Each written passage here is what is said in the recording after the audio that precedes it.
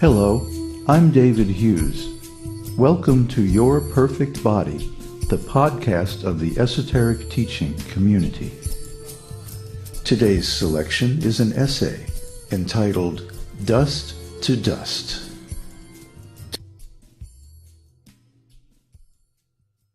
So much of the crazy things that people do in this material world are due simply to a wrong understanding of the soul. Because they misunderstand the soul, they identify with the body. They think they are the body, when actually the body is just a vehicle, an instrument, a covering like a suit of clothes. Therefore, Kṛṣṇa begins his spiritual instructions to Arjuna by explaining the nature of the soul. Na evaham jatu nasam, tvam neme janadhipah, na caiva na bhavishyama sarve vayamata param.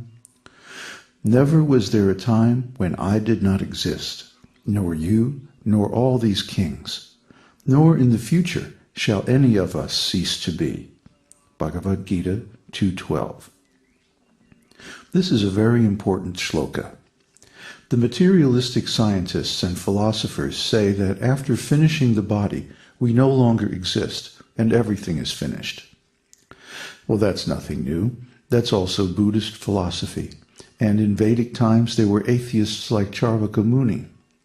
Charvaka Muni said, Bhashmi bhutasya dehasya kuta punar agamano bhavet.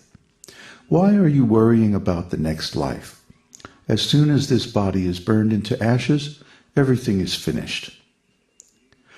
So there are three ends for the body: to become earth, or to become stool, or to become ashes. For those who are buried, like the Christians and Mohammedans, the body becomes earth. And those who throw the body to be eaten by jackals and crows, like the Jains, the body becomes stool. According to the Vedic tradition, however, the body is burned. But any way we dispose of the body, it eventually becomes dust. Everything material has come up from the earth, and in the end it returns to its source. The Bible says, "From dust thou come, to dust thou goest."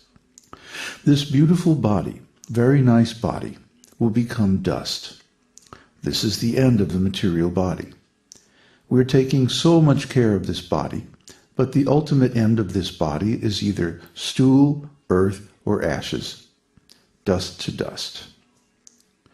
The material body exists only for a short time, but the soul is eternal, both in the past and in the future. Therefore, the soul is much more valuable and important than the material body. But foolish persons who are in the bodily concept of life are thinking, after all, this body will be finished someday, so as long as the body is here and our senses are healthy, let us enjoy. Why should there be so many restrictions? No illicit sex, no meat eating, no intoxication, no gambling. These are all nonsense. Let us enjoy life. This is atheistic, foolish life. They do not know that the body is not all there is to life. But this is the first lesson of spiritual life, of real spiritual knowledge. But the material rascals, they don't understand this. Therefore, Kṛṣṇa first of all chastised Arjuna. Asochan anvasochas tvam prajñavadangscha bhasase, gatasun agatasungscha nanusochanti panditaha. While speaking learned words, you are mourning for what is not worthy of grief. Those who are wise lament neither for the living nor for the dead. Bhagavad-gītā 2:11. Kṛṣṇa says, you don't know the real facts of life, but you are talking like a very learned man. Just try to understand the actual truth. Then he says, na evaham jatu nasam. Never was there a time when I did not exist. Tvam, neme, janadhipah. Nor you, nor all these kings. So the first thing to understand about spiritual life is that there is no such thing as nasam, or non-existence. We never die. And Kṛṣṇa will explain later on more clearly how we do not die. Jatu nasam, no death at any time. Kṛṣṇa's statement is unconditional. It is not that sometimes we die and sometimes we don't, or that our continued existence is conditional on something else. No, jatu nasam, not at any time do we cease to exist. We may question, Kṛṣṇa, you are the Supreme Personality of Godhead, so you may not die, but we ordinary living entities die. So Kṛṣṇa says, na evaham jatu nasam na tvam. Neither you nor I ever die. Then we may doubt, well, you are Kṛṣṇa and Arjuna is your friend. Therefore, you may live, but the others will die. No, Kṛṣṇa says, neme janadhipah. Also, all these people, all these soldiers and kings who have assembled here, they will not die. There is no end to their existence either. So finally we may suspect, but all those present before you on the battlefield were liberated by seeing you and hearing you speak Bhagavad-gītā. So they may have attained immortality, but we will still die. So Kṛṣṇa assures us further that na caiva na bhavishyamaha. It is not true that we shall ever cease to exist in the future. And finally, sarve vayam ata param. Everyone, sarve vayam, forever after, ata param. This means we shall continue to exist as individuals eternally. All of us. Kṛṣṇa does not say that because I am God and you are my friend, we will exist forever and all others will be finished. No. Kṛṣṇa specifically states that eternal existence applies to everyone. This is the first item of real spiritual knowledge. Other spiritual traditions say that only the soul who is favored by God will attain immortality, or that the soul will merge into God and lose his identity and individuality, or at the end of life, everything is finished. As we have analyzed above, Kṛṣṇa specifically denies all these possibilities in his very first teaching to Arjuna. This is confirmed in the Vedas. Nityo nityanam chaitanas chaitananam eko bahunam yo vidadhati kaman. The Supreme Personality of Godhead is the prime eternal among all eternals. He is the supreme conscious living entity of all conscious living entities, and he alone is maintaining all of them.